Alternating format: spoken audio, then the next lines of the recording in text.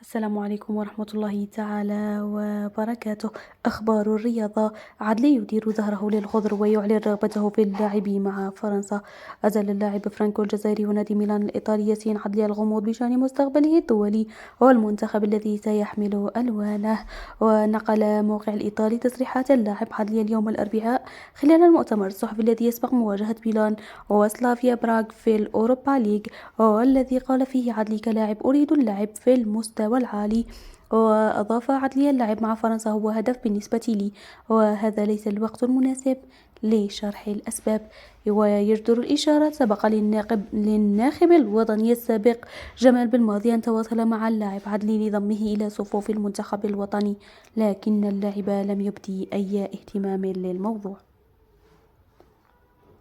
لمزيد من الأخبار نواتيكم بها تابعونا.